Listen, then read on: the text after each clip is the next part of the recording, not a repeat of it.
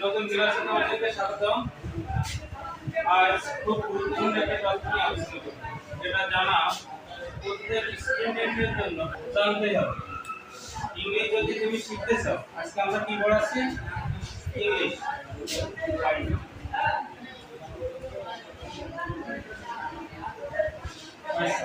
এই ইংলিশটা শিখতে গেলে যে জিনিসটা আমাদের অবশ্যই জানা লাগবে, না জানলে আমরা আগাইতেই পারবো না। একদম বেসিক লেভেলের একটা সেন্টেন্স কিভাবে গঠন হয়। সাধারণত আমরা যেভাবে কথা বলি, আমরা সব সময় নরমালি বেশি কথা বলি অ্যাসার্টিভ সেন্টেন্স, ঠিক আছে? তারপর সেই অ্যাসার্টিভ সেন্টেন্সটা কিভাবে গঠন হয় এটা আমাদের সবসময় জন্য মাথায় রাখতে হবে, ঠিক আছে? অ্যাসার্টিভ সেন্টেন্সটা কিভাবে গঠন হয় আমরা কি জানি? জানি তাহলে অ্যাসার্টিভ সেন্টেন্স কি শুরু হয় কি দিয়ে? সাবজেক্ট।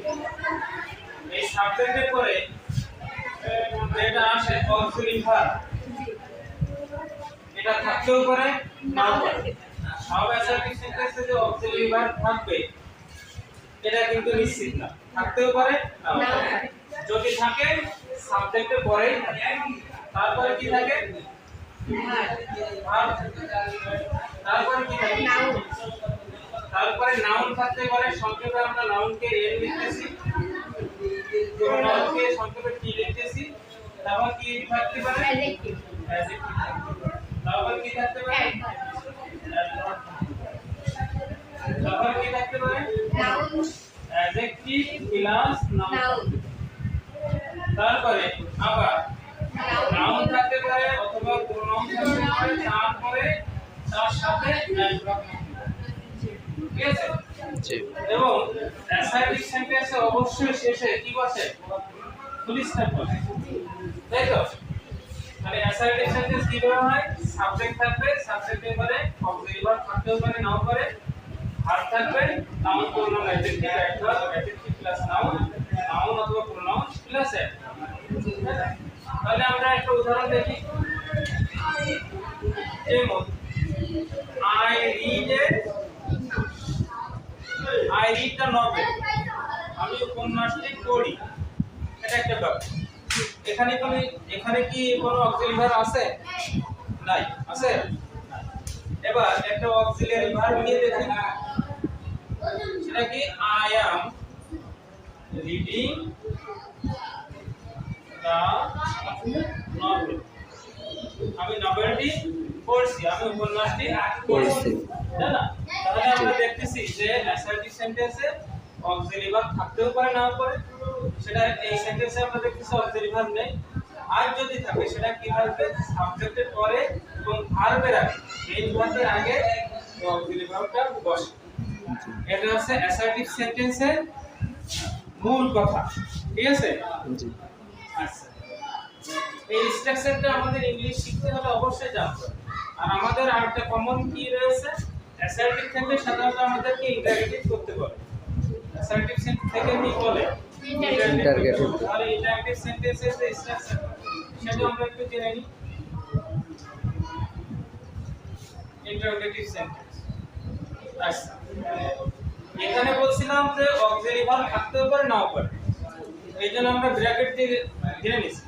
কিন্তু ইন্টারগেটিভ এমন একটা সেন্টেন্স যেখানে অক্সিলারি ভার্ব দিয়ে শুরু হয়, মানে অক্সিলারি ভার্ব থাকাই লাগে, অবশ্যই থাকা লাগে।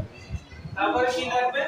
এখানে যে অক্সিলারি ভার্ব থাকতে পারে নাও পারে, এই অক্সিলারি ভার্বটা শুধু এই সাবজেক্টের আগে আসবে, বাদ বাকি তার মানে এর স্থান চেঞ্জ করবে, এখানে চলে আসবে ইন্টারগেটিভ সেন্টেন্স, আর কোনো পরিবর্তন নেই।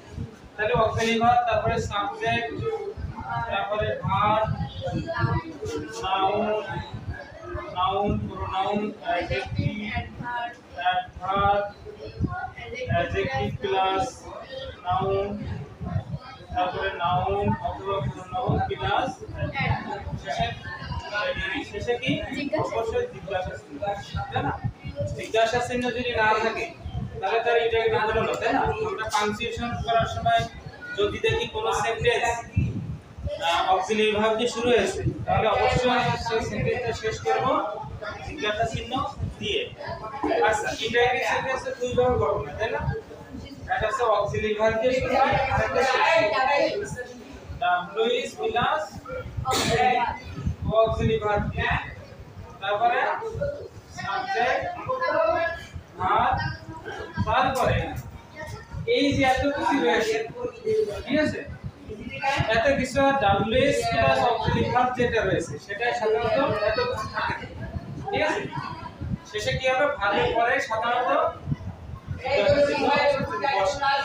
প্রয়োজন মতে এগুলো থাকতেও পারে নাও পারে, তবে অধিকাংশ ক্ষেত্রে দেখা যায় যে এই অক্সিলারি ভার্ব দিয়ে শুরু হয় যে ইন্টারজেক্টিভ সেন্টেন্স সেখানে এগুলো থাকে, ঠিক আছে, অধিকাংশ ক্ষেত্রে থাকে, কিন্তু ডাব্লিউ প্লাস অক্সিলারি ভার্ব দিয়ে যেটা শুরু হয় সেটা এই অংশে থাকে, ঠিক আছে।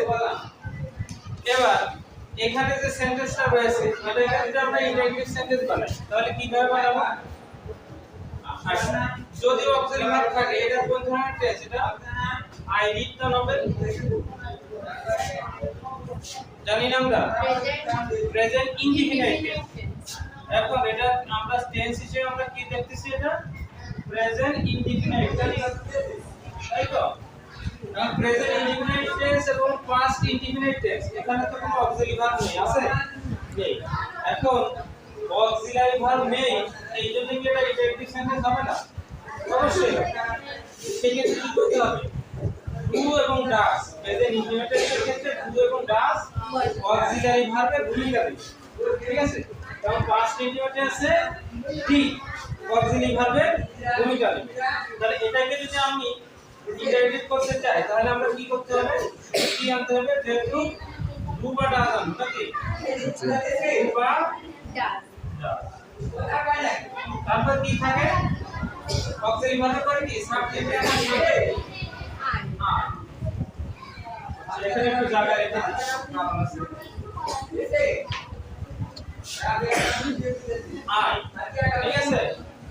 তারপরে কি রয়েছে? সাবজেক্ট। অক্সিলারি ভার্বের পরে কি? সাবজেক্ট, তারপরে কি? ভার্ব। ভার্ব কি? এটা এখানে রিড, তারপরে কি? নাউন প্রোনাউন যা আছে তাই। তাহলে কি বসবে এখানে? The novel. শেষে কি? ঠিক আছে। এখানে ইন্টারজেক্টিভ সেন্টেন্স করা, অ্যাসার্টিভ থেকে ইন্টারজেক্টিভ সেন্টেন্স করার একটা নিয়ম হচ্ছে, স্বাভাবিক নিয়ম হচ্ছে, যদি অ্যাসার্টিভ সেন্টেন্সে নট না থাকে, নট বা নো না থাকে, তাহলে এখানে নো বা নট অ্যাড করতে হবে, ঠিক আছে। আচ্ছা, তাহলে কি হলো? এই আয়ের সাথে কি ডাস হয় না টু হয়? টু হবে। তাহলে সেক্ষেত্রে আমরা কি হবে? এই টু হবে, টুর সাথে আমরা কি দেব? নট যোগ করব, সংক্ষেপে ডোন্ট। তাহলে কি হলো? Don't I read the novel, don't I read the novel, এটা হলো। এবার এটাকে যদি আমরা ইন্টারজেক্টিভ করতে চাই তাহলে কি করব? এখানে am, এর সাথে কি যোগ হবে? নট।